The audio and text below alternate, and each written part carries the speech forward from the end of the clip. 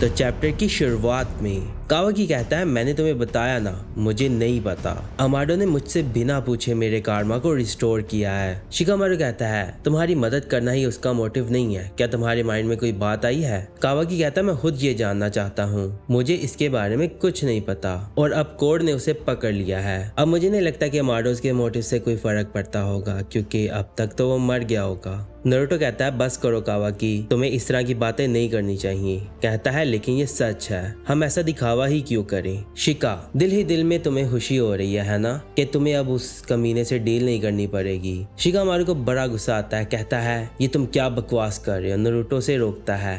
कहता है, तुम वर्थलेस भी हो और अपसेट भी हो, ये बोलता ही है। नारुतो कहता है, कावाकी बहुत हो गया, बस करो। पीछे से एक शिनोबी आता है। नारुतो पूछता है, क्या हुआ? कहता है, माफ कीजिएगा, लेकिन एक बहुत ही अर्जेंट कॉल आई है मास्टर शिकामारू के लिए, और ये मिस्टर अमाडो की है। बड़ा हैरान होता है। कहता है, क्या बोल रहे हो? फिर दूसरी तरफ हमें दिखाते हैं हिडन स्नो विलेज के अंदर। अमाडो कॉल करता है शिकामारू को। कहता है, तुम्हारी आवाज सुन के बहुत अच्छा लग रहा है। मेरी हालत तो ठीक नहीं है, लेकिन फिर भी मैं अभी भी जिंदा हूँ, बदकिस्मती से। शिकामारू कहता है, मुझे यकीन नहीं आ रहा, आखिर हुआ क्या था और तुम किधर हो? कहता है, मैं ट्रेन स्टेशन हूँ। कहता है, मैं लैंड ऑफ स्नो में हूँ और मैं हिडन लीफ विलेज वापस आ रहा हूँ और मुझे वहाँ पहुँचने में 3 दिन लग जाएंगे। फिर शिकामारू कोड के बारे में पूछता है, तुम्हारे ऊपर उसके क्ला मार्क्स तो नहीं है? अमाडो कहता है, फिक्र मत करो, मैंने चेक कर लिया है, मुझ पर बार बार एक ही ट्रिक काम नहीं करती। खैर, कोड की ही बात करें तो मेरे पास तुम्हारे लिए एक अच्छी खबर है। ईडा ने कोड को छोड़ दिया है, अब वो उसकी और मदद नहीं करेगी। उसने अपना एक बहुत ताकतवर साथी खो दिया है।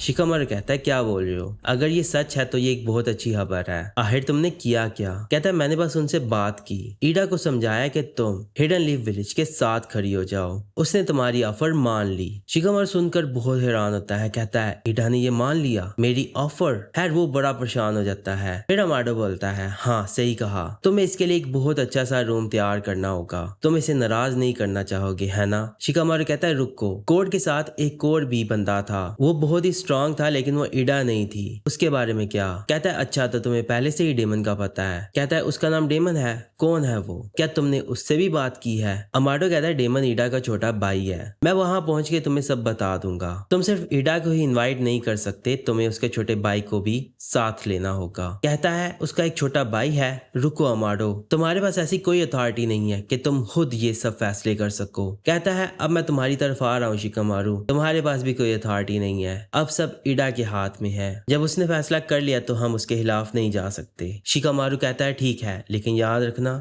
ये सब तुमने शुरू किया है। अमाडो कहता है, हाँ याद है, तुम इन दोनों सिबलिंग्स को अपना दुश्मन बनाना नहीं चाहोगे, यकीन करो। और एक और बात, मेरे पास एक बैड न्यूज भी है, मैंने कोड के लिमिटर्स हटा दिए। शिकामारू कहता है, क्या? कहता है, मेरे पास कोई चॉइस ही नहीं थी, मैं तो मरने वाला था। अब हम आगे का प्लान करते हैं शिकामारू, कोड अब उसके साथ नहीं है, कोड अब स्ट्रॉन्गर है, हाँ, लेकिन अब उसके पास ईडा नहीं है, जिससे उसको बहुत ज्यादा नुकसान पहुंचा है। ईडा और डेमन हिडन लीफ विलेज के साथ शामिल हो जाएं तो कोड कुछ भी नहीं कर पाएगा। तुम गेम के पीसेस के साथ बहुत अच्छे से खेलते हो, तो अब मैं बाकी तुम पर छोड़ता हूँ। शिकामारू कहता है, क्या बकवास है, ठीक है वापिस आओ, मैं तुमसे बहुत कुछ पूछना चाहता हूँ। कहता है, हाँ मुझे पता है। फिर वो फोन रख देता है। ईडा कहती है, तुम गेम पीसेस किसको बोल रहे थे? कहता है, ये हमारे बोलने का तरीका है, और शिकामारू को इससे अच्छे से समझ आती है। ईडा कहती है, जो भी है। ईडा कहती है, अगर मेरे और कावाकी के बीच में चीजें अच्छी नहीं गई तो मैं तुम्हें मार दूंगी। कहता है, क्या बोल रही हो? ईडा कहती है,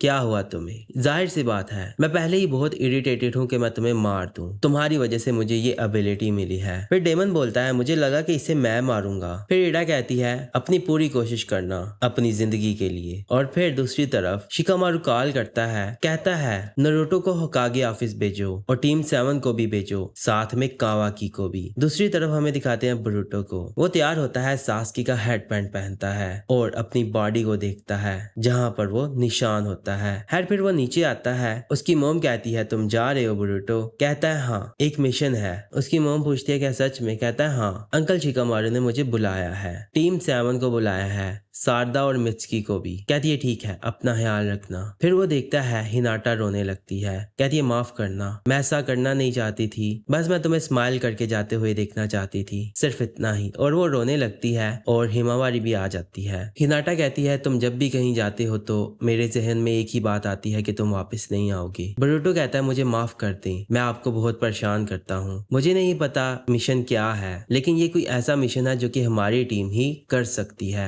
तो मेरे पास अब और कोई चॉइस नहीं है। सब ठीक होगा मॉम, मेरा मतलब मैं मर गया था और फिर मैं वापस भी आ गया, वो भी सही सलामत। मैं घर वापस आऊंगा चाहे जो मर्जी हो जाए, मैं प्रॉमिस करता हूँ। और फिर हिनाटा कहती है अपना ख्याल रखना, और दरवाजा खोलता है। सामने उसे मोमोशिकी नजर आता है। मोमोशिकी उसे देख रहा होता है। बोरुतो कहता है मोमोशिकी तुम यहाँ क्या कर रही हो? मोमोशिकी कहता है तुमने प्रॉमिस किया कि तुम घर वापस आ जाओगी, तुम कितने बेवकूफ हो। बोरुतो से कहता है फ्री लोडर, तुम अब फिर से मेरी बॉडी में पैदा नहीं हो सकती, तो फिर तुम मेरे आसपास क्यों भटक रहे हो? मोमोशिकी कहता है तुमसे एक बात पूछता हूँ लड़के, तुम अपनी बिला वजह की मौजूदगी पर क्यों इतने अटके हुए हो, जबकि तुम्हें पता है कि तुम्हारे फ्यूचर में सिर्फ मायूसी है। बोरुतो पूछता है क्या बोल रहे हो? कहता है मैंने तुम्हें बताया था ना कि तुम सब कुछ खो दोगे, और वो वक्त बहुत तेजी से तुम्हारी तरफ आ रहा है। तुम बहुत मायूस होगे, तुम्हारी जीने की ख्वाहिश नहीं रहेगी, तुम बस भागना चाहोगे, और जब ये वक्त आया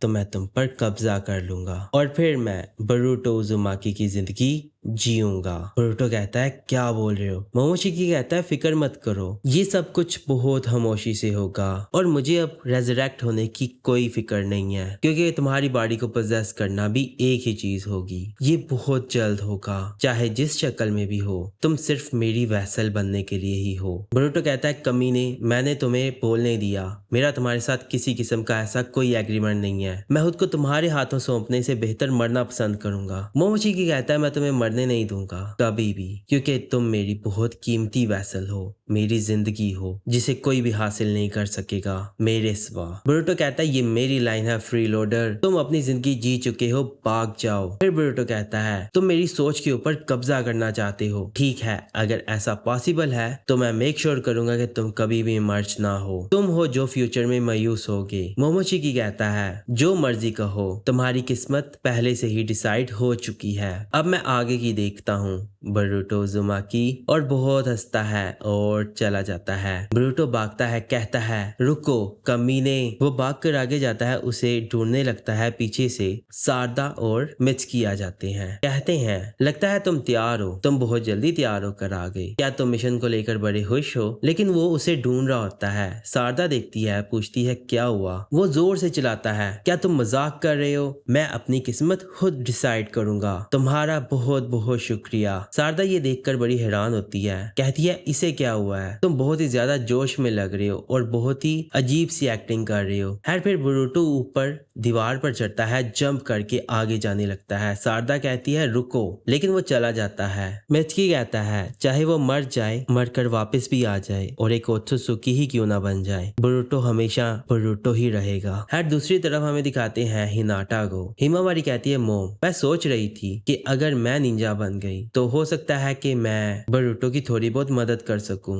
या इससे आपको और भी ज्यादा फिक्र होगी। फिर दूसरी तरफ बोरुतो भागता हुआ होकागे ऑफिस जा रहा होता है, अपने कारमा को देखता है, कहता है मैं तुम्हें वो नहीं करने दूंगा जो तुम चाहती हो। मोमोशिकी समझ आई। सारदा और मित्सुकी भी उसके पीछे होते हैं। दूसरी तरफ हमें कोड को दिखाते हैं। वो वहाँ क्लाव मार्क से किसी दूसरी जगह पर आता है, उसके साथ बग भी होता है। वो आते हैं उसी जगह पर जहाँ पर उसने टेंटेल को रखा होता है। बग देखकर बड़ा हैरान होता है, ये जगह है क्या? कोड कहता है ये एक ऐसी जगह है जहाँ पर सिर्फ टाइम एंड स्पेस निंजुत्सु का इस्तेमाल करके ही आ सकते हैं। मैं यहाँ पर क्ला मार्क्स का इस्तेमाल करके आ सकता हूँ। मैंने यहाँ अपने क्ला मार्क्स लगाए थे जब जिगन मुझे यहाँ लाए थे। अच्छा हुआ ये यही है, अगर ना होते तो मुश्किल बन सकती थी। बग कहता है मुझे यहाँ से जाना चाहिए। वो जाता है, टेंटेल को देखता है जो कि वहाँ कैद होता है। टेंटेल को देखकर कहता है तुम अच्छे से रहे। बग देखता है, बड़ा हैरान होता है, ये तो टेंटेल है, क्या तुम होकागे के बेटे को इसी को ही खिलाओगे? सास्के उचिहा अब यहाँ नहीं आ सकता, लेकिन बोरुतो और कावाकी पूरी तरह से ओत्सुकी बन चुके हैं। हो सकता है वो स्पेस टाइम निंजुत्सु बहुत जल्दी मास्टर कर लें, तो ये वाली जगह बिल्कुल भी सिक्योर नहीं रहेगी।